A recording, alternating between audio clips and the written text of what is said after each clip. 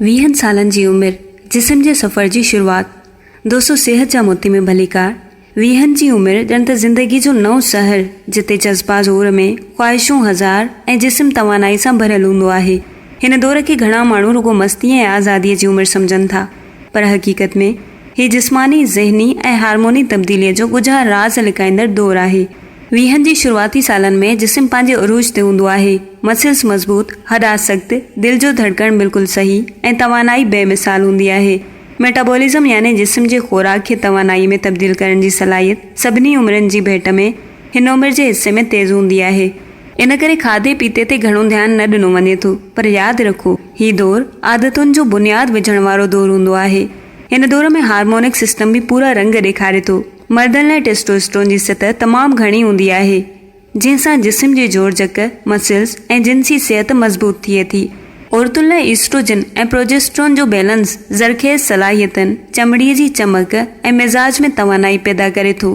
पर साॻिए वक़्तु हिन दौर में हार्मोनी अणतवाज़ुन बि आसानीअ सां थी सघे थो, ख़ासि तौर ते जेकॾहिं निंड, ग़िज़ा या स्ट्रेस जो ख़्यालु न रखियो वञे।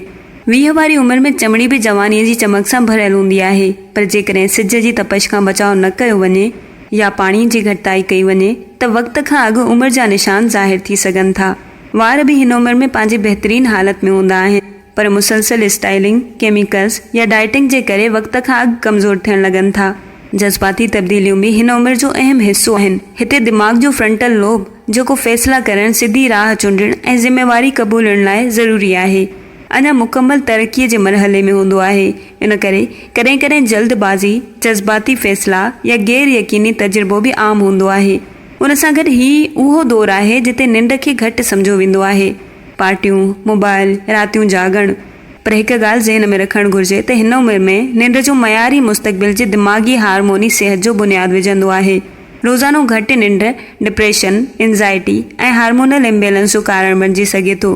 उन खां सवाइ केतिरा ई माण्हू हिन उमिरि में वज़न बाबति बेहद हसास थियनि था। कॾहिं वज़न घटाइण लाइ फास्टिंग, त कॾहिं मसल्स ठाहिण लाइ इज़ाफ़ी प्रोटीन, जिम या सप्लीमेंट जो इस्तेमालु शुरू थींदो आहे।